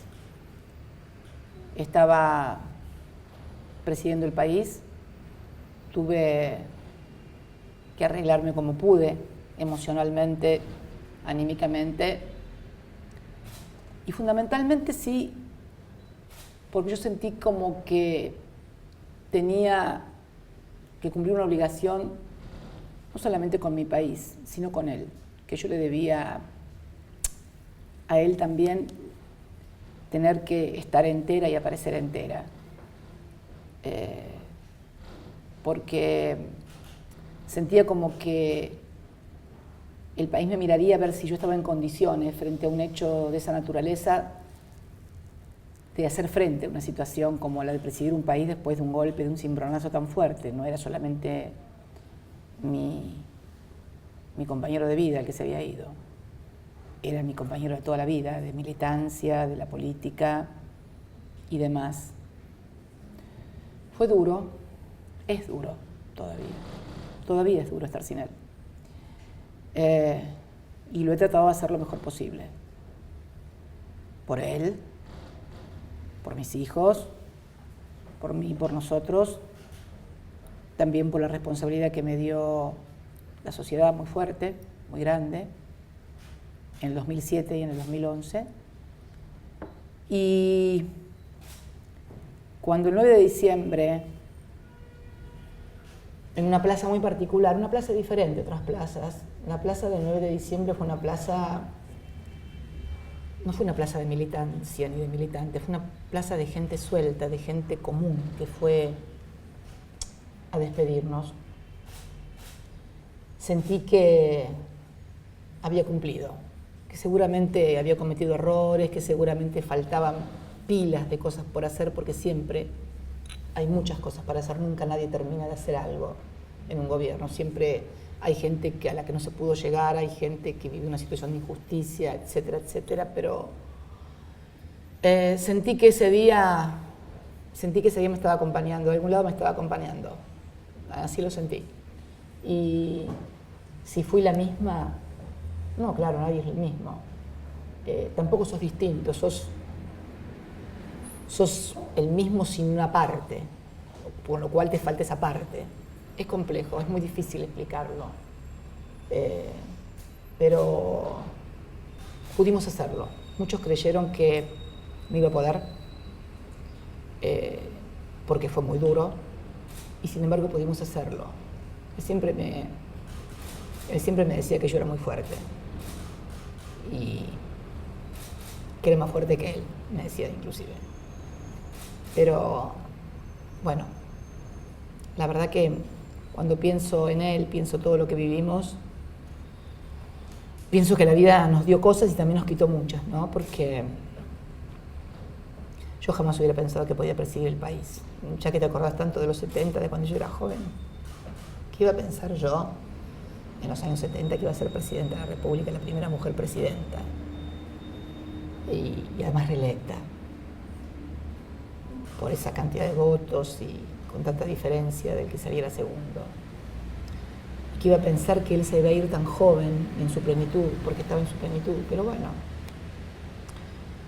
son las cosas de la vida, ¿no? Y acá estamos. ¿Y cree que volverá algún día al poder? ¿O tal vez su tiempo pasó? Nunca me, así como nunca me planteé ser presidenta, nunca me planteé el tema de la carrera, soy esto, mañana soy esto, voy a hacer esto, voy a hacer lo otro. No, nunca.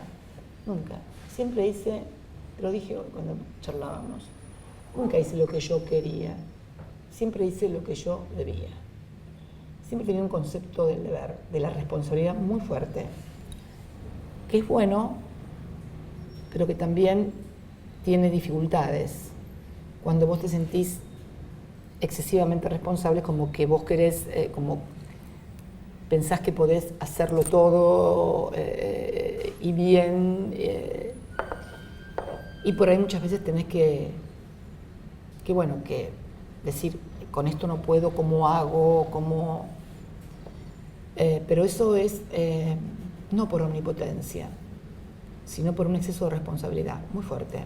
Lo tuve desde muy joven, de cuando estudiaba, y no me iba con ninguna bolilla sin saber, porque pensaba que y la única vez que me fui sin bolilla sin saber, la única vez, fue la única materia que desaprobé en toda mi carrera. Pero no me refería a si quería y a su voluntad, sino así como análisis político, si cree que puede, o Argentina ha cambiado, tal vez los argentinos se cansaron de usted. Puede pasar, en los ciclos políticos esas cosas pasan. No me planteo, son hipótesis que no me planteo, para nada. Como no me planteaba tampoco ser senadora, en definitiva. ¿Cómo se imagina su futuro, 2020? ¿Qué estará haciendo? Y por lo pronto estar viva sería gran cosa. Hombre, eso seguro. En este mundo y con las cosas que pasan, estar viva sería una gran cosa. ¿Por qué terminamos ya con esto? ¿Por qué Lula vuelve? Que no hemos hablado de Lula, si quiere, también hay un proceso en toda América Latina, está pasando. Lula vuelve, Evo quiere repetir. Como Merkel. Sí, por supuesto. Yo hablo de Latinoamérica porque estamos aquí. Pero que va por el cuarto mandato con el 33% de los votos. Y Helmut Kohl estuvo 16 años. En Europa tiene cierta... No, pero digo, podemos hablar de Merkel. Podemos incluir a Merkel, lo que quiera, no es problema. No, que sí, incluyamos a Merkel. Merkel, Piñera, no es solo un... Rajoy, ¿por qué gobierno? Rajoy lleva 9 años. Digo, y 9 años medios porque tuvieron que hacer como 3 elecciones para que quedara. Fue bastante complejo y complicado. Sí.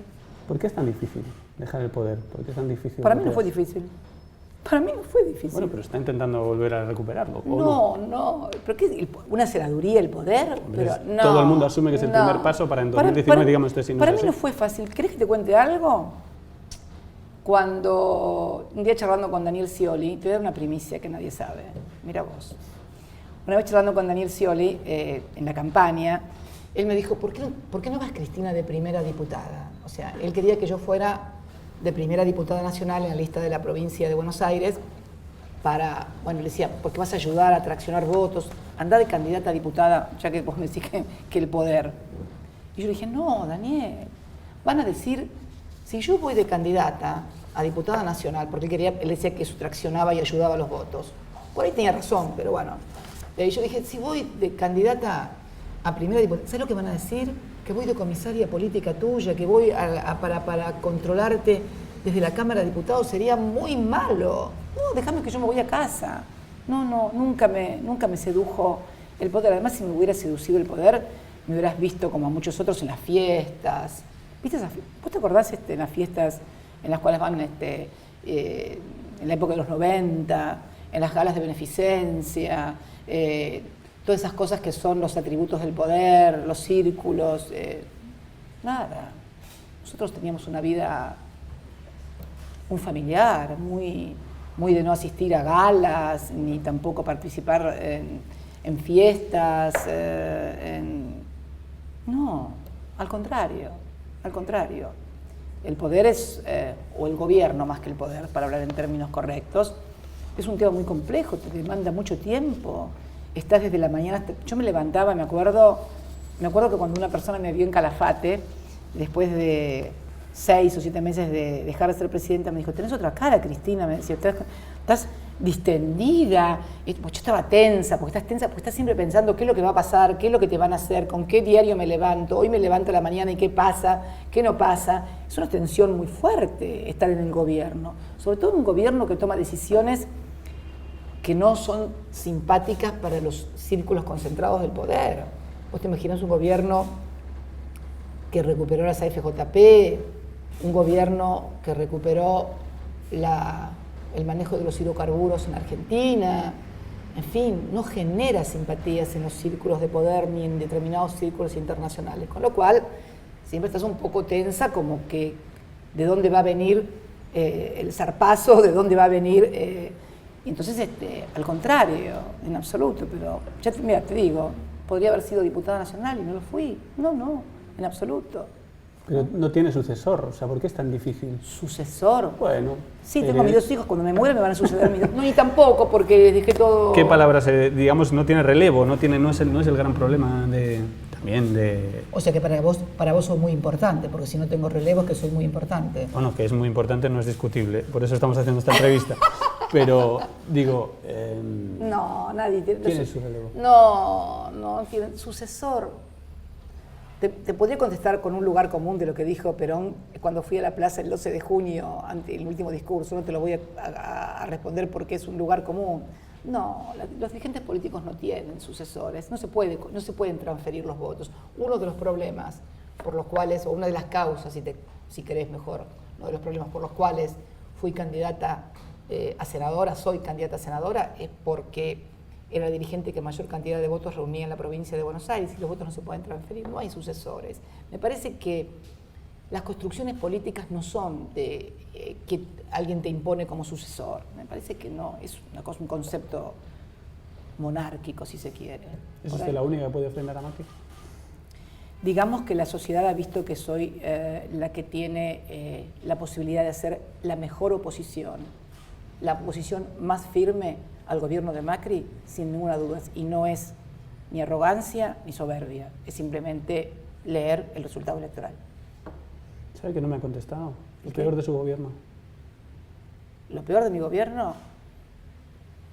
Para mí, lo peor de mi gobierno, tal vez no haber podido resolver cuestiones estructurales de la economía y de la macroeconomía en cuanto a los procesos de sustitución de importaciones y reindustrialización del país, que es el tema del estrangulamiento del sector externo, que fue la clave del gobierno de Perón, el primer y segundo gobierno de Perón, que es un dilema fuerte por parte de los gobiernos que apuestan al agregado de valor, al desarrollo de la industria nacional.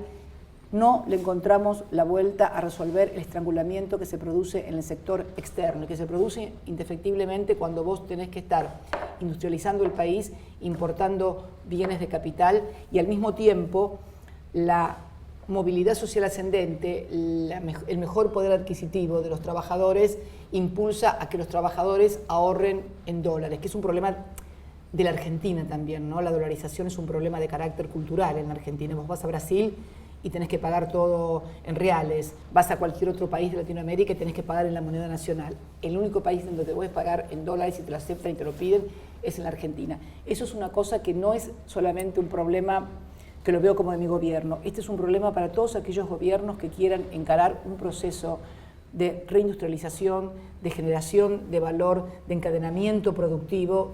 Esto no lo pudimos o no lo supimos resolver. No lo pudimos resolver. ¿Y teme quedar en la historia como una ocasión perdida por eso? No, porque la Argentina ha sido un péndulo. La Argentina ha sido muy pendular, Carlos. La Argentina, por ejemplo, acá se habla mucho de la grieta, ¿no? Como que el kirchnerismo provocó la grieta. No, la grieta viene de hace 200 años. La grieta empezó con morenistas y saavedristas, pasó con unitarios y federales. ¿Vos sabías que el padre de Leandro N. Alem, uno de los fundadores, era de la Mazorca, era rosista federal y fue fusilado en la Plaza de Mayo y colgado su exhibición durante 4 horas? Y el pequeño Leandro N. Alem vio cómo su padre lo fusilaban y lo colgaban durante 4 horas en la playa por haber sido de la mazorca de rosas? Esta es la Argentina. Cuando el otro día criticaban a los chicos que habían tomado los colegios y demás, vos sabés que la reforma universitaria del 18 que llegó por toda Latinoamérica, que produjo dirigentes como Víctor Haya de la Torre en el Perú, fue una toma de universidad, de la Universidad Nacional de Córdoba de los estudiantes. La actual universidad, gobierno tripartito, libertad de cátedra, autonomía, etcétera, etcétera, la hicieron los estudiantes, no los profesores ni los gobiernos, en la reforma del 18. Yo veía una foto el otro día antigua de los estudiantes subidos al techo de la Universidad de Córdoba bajando las banderas. Te hablo de unitarios y federales, te hablo de lo de Andrew Nalem. La grieta tiene 200 años, pero usted es la persona adecuada para cerrarla. Me parece que puedo contribuirlo a hacerlo, y si tengo que contribuir a hacerlo, lo voy a hacer, sí, sin lugar a dudas. Y creo que esto implicaría la necesidad de un diálogo en serio acerca de los modelos de país, porque ¿sabés dónde está la grieta? No está en los clichés que vos escuchás a diario. La grieta está en los modelos de país que ha oscilado la Argentina. Yo creo en un país de industrias, creo en un país de movilidad social ascendente, creo en un país de soberanía, creo en un país con una autonomía razonable en un mundo interindependiente. Creo en la necesidad de que el crecimiento de la economía sea motorizado no solamente por la inversión, sino también por la demanda, porque yo creo en la demanda como el gran motorizador de la inversión también. Nadie invierte en un país que no consume y donde no hay demanda. Creo también en la necesidad de agregar valor, creo en la ciencia y la tecnología. Lanzamos 2 satélites al espacio. Creo que sin ciencia y tecnología la Argentina no tiene destino. Sin plan nuclear no tiene destino. Creo que tenemos una ventaja comparativa frente a otros países de Latinoamérica por el know-how que tenemos en muchas materias que otros países no tienen. Este es un modelo. Están los que creen que nuestra industria nacional es mala, que no es competitiva, que es mejor abrir el mercado, que si vos sos el hijo de un obrero, bueno, tenés que dedicarte a trabajar y a estudiar el secundario y punto. Entonces, creo en eso. Creo que esas cosas son las que tenemos que discutir. Todo lo demás es, digamos, fuegos artificiales. Pero usted asume que es un personaje que divide en este país. Yo llevo un tiempo... No, le digo, unos la aman, otros la odian. No sé si ahora está buscando una vía intermedia. No es una vía intermedia. ¿Vos decís la avenida del medio? No sé, hay mucha división en torno a su figura, eso creo que es indiscutible. Bueno, no es una cuestión que uno pueda ni deba manejar. Me parece que también lo hay con respecto al presidente, si se quiere. Creo que en definitiva, de alguna manera, ambos representamos 2 modelos de país. Creo que también esto es cierto. Creo que el principal problema que ha tenido la Argentina ha sido no poder unir la economía del país con la cultura, con el proyecto, con la idea cultural de la Argentina. Es como que vos ves empresarios que, por ejemplo, este es un gobierno de empresarios, ¿no? El del presidente Macri. Pero nunca se han cerrado tantas empresas y comercios como con un gobierno de empresarios. El mío no fue un gobierno de empresarios, pero nunca se abrieron tantas industrias, tantas empresas y tantos comercios y tantos puestos de trabajo como durante nuestros gobiernos. Entonces, ¿qué quiere decir? Yo creo que hay un cliché cultural de un sector del empresariado bastante grande que no es coincidente con sus balances, por así decirlo, ¿no? Entonces, me parece que esto es lo que tenemos que discutir y unir en la Argentina. La Argentina del desarrollo económico, la Argentina del crecimiento económico, la Argentina donde muchos argentinos tienen trabajo y ganan salarios medianamente aceptables o aceptables. Tenemos que discutir esto, cómo lo coordinamos con lo otro, con la idea que tenemos cultural de estigmatización del otro, de la estigmatización del peronismo, de la estigmatización de los sindicatos, de la estigmatización de que el problema es el peronismo, porque acá no soy yo, Carlos. Acá en realidad, si uno raspa un poquito la pátina de la grieta, todavía está esa cosa del peronismo y del antiperonismo. Que digan que es el kirchnerismo para no decir que es el peronismo es una cosa, pero todos sabemos cuando raspamos un poquito la pátina, que el problema sigue siendo esa discusión que nos fue saldada a partir de cómo se puede vincular lo cultural con lo económico. Cosa que ha sucedido en los países desarrollados. Cosa que ha sucedido en los países. Anda a hablar mal de la industria nacional en Alemania o en Estados Unidos. Yo una vez conté en una reunión de empresarios en Alemania, en Berlín, que acá había habido una etapa en el país donde la propaganda del gobierno era que uno se sentaba en una silla de industria nacional y la silla se rompía y era una porquería. Y después se sentaba en sillas importadas y eran fantásticas, y entonces él prefería la silla importada a la silla argentina. Los alemanes me miraban y no entendían lo que les explicaba, porque es inconcebible que, por ejemplo, en Alemania alguien reivindique que lo alemán es malo y lo extranjero es bueno. Bueno, acá hay gente que reivindica que lo argentino y lo nacional es malo y lo importado y lo extranjero es mucho mejor.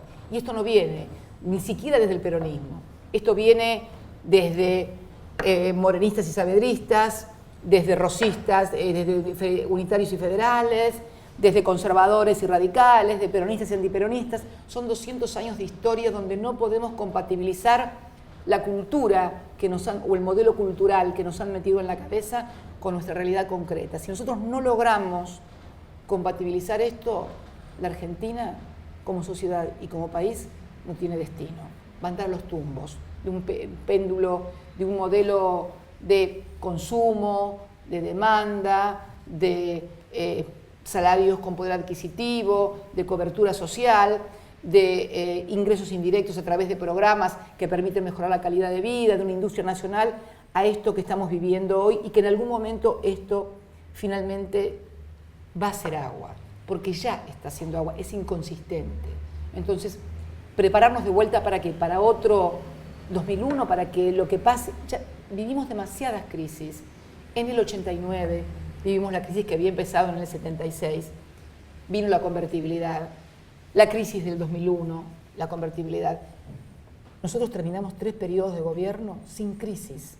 No había crisis en la Argentina. Es la primera vez que un gobierno termina 3 periodos completos sin crisis, en una plaza llena con la gente despidiéndolo, que faltaron cosas, que se hicieron cosas que podrían haberse hecho mejor, que tuvimos errores, sin lugar a dudas, pero en el balance, porque en un gobierno no es todo estaba bien o todo estaba mal. Yo tengo que hacer un balance. Si yo tengo que hacer un balance de los 12 años y medio de gobierno, digo que la mayoría de lo que se hizo fue positivo y que dejamos un país en marcha. El país estaba en marcha. Y yo sinceramente pensé que ellos, como venían con el favor de todo el sector empresarial y el establishment, iban a aprovechar eso. Iban a aprovechar eso, por ejemplo, en el año 16 el perfil de vencimientos de la deuda era uno de los más bajos. Nosotros teníamos un perfil de vencimiento muy alto en el 2015, alto en el 2017 y ya después venía bajando, bajando, bajando. Entonces yo digo, esta gente va a aprovechar el 2016 que tienen pocos vencimientos de deuda y por lo tanto van a comenzar a corregir cosas que nosotros no podíamos corregir porque sufríamos ataques feroces. Pues acordate que nos estaban atacando los gremios por el impuesto a las ganancias. Yo creía que ellos iban a abordar ese tema. Mira de dónde estamos. Entonces, creo que en definitiva podrían haber hecho las cosas mucho mejor. Yo también creo que ellos asumieron con prejuicios, debo decirlo. Ellos creyeron que, como llegaban ellos que eran empresarios, y eran tal vez rubios, altos y de ojos celestes, los inversores iban a venir todos corriendo. Y la verdad que el año 2016 fue horrible en materia de inversión extranjera directa. Horrible, uno de los más feos de los cuales se recuerden. Yo creo que ellos también tenían ese prejuicio. El prejuicio de que nosotros, como no éramos amigos del mercado, entre comillas, la gente no venía a invertir y sin embargo tuvimos más inversiones en el 2015. Y creo que fue una pena porque habíamos dejado un país que retocando algunas cosas y mejorando algunas cosas, hubiéramos tenido continuidad en las políticas industriales, en las políticas de ciencia y tecnología. Ellos contaron con el arreglo espantoso de los buitres, pero lo contaron.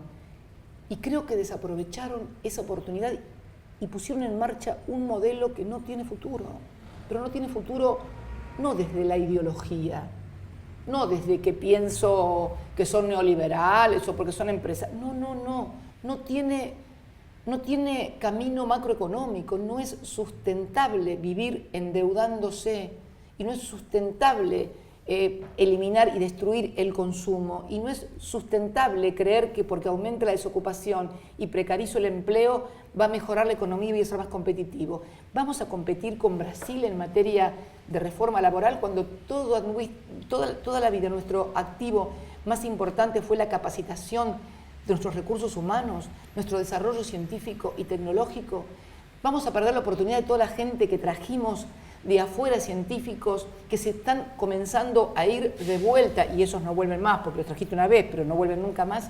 Me parece que perdieron una oportunidad y están llevando adelante un modelo que favorece a unos pocos, los que tienen que ver con ellos, y que no tiene viabilidad, sinceramente, y es realmente una pena.